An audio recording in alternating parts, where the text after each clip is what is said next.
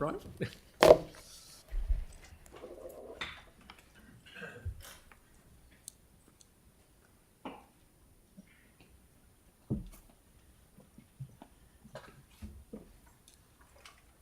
Good afternoon. Kia ora koutou, councillors, mayor, Yanni, since I'm in your ward.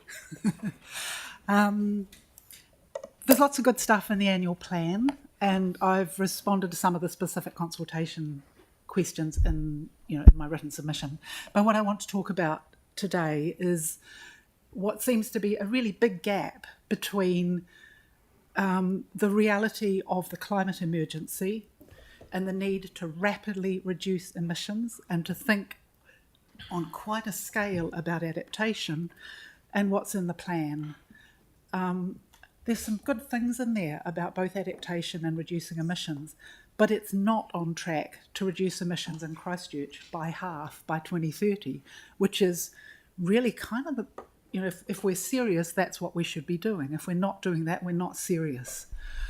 And I wanted to say something about, I think it's 4 years since I first came in here and spoke to the council, and things have changed since then.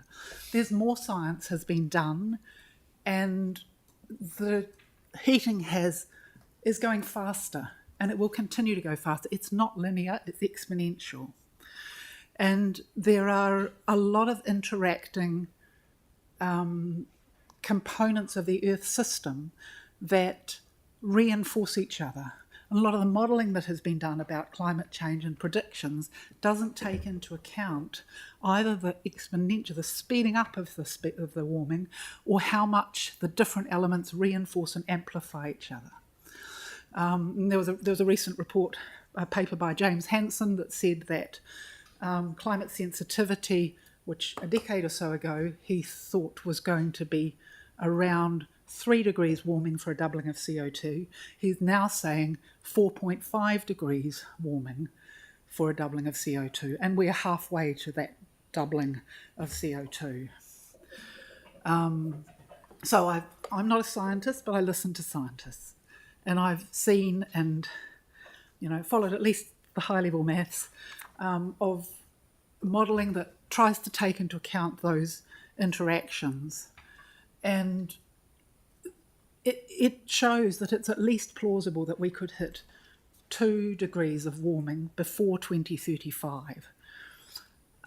So any idea that 2050 is the target for getting emissions down is kind of quite a long way too late, and that even 5 degrees is plausible this century. At 5 degrees, phytoplankton doesn't survive. It might die out quicker than that because the change that we are making is going much faster than in previous periods of global warming and mass extinctions. Phytoplankton produces about half the oxygen we breathe. Past mass extinctions, the most common major causes of past mass extinctions have been global warming, loss of oxygen, and ocean acidification.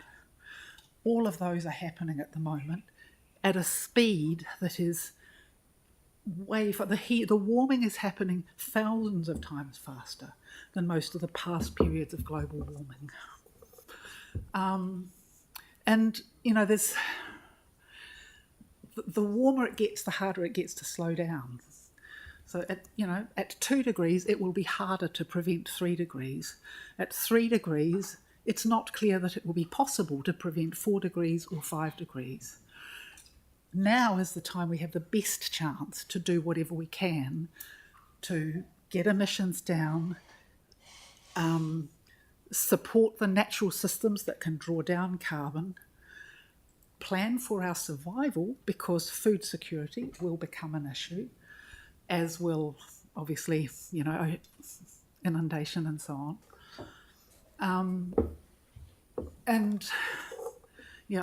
We can't really keep waiting for another annual plan and another set of plans. We actually need to be dealing with it right now. I could go into more detail about some of the details of how those feedbacks work, but I don't think I've got time for that. But what I'd like to see happen is, what you can do is take the transport system seriously, because that's a major source of emissions.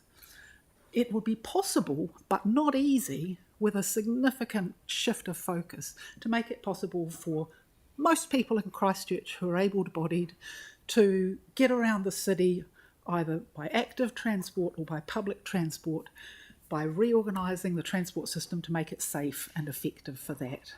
That's a realistic target, but a very difficult one, but possible. You could do it by 2030.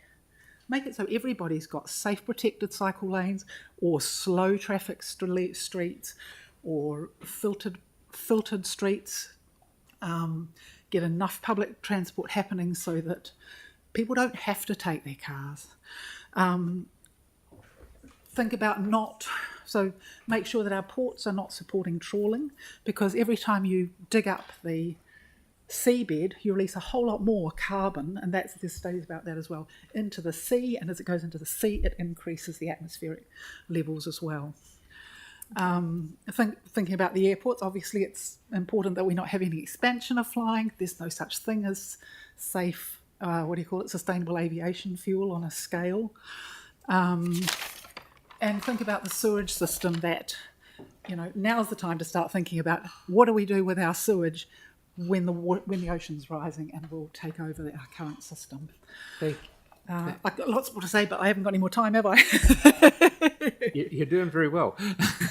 Thank you very much for coming in and bringing that to our attention. It's very much appreciated. Thank you very much. Okay, Simon, please.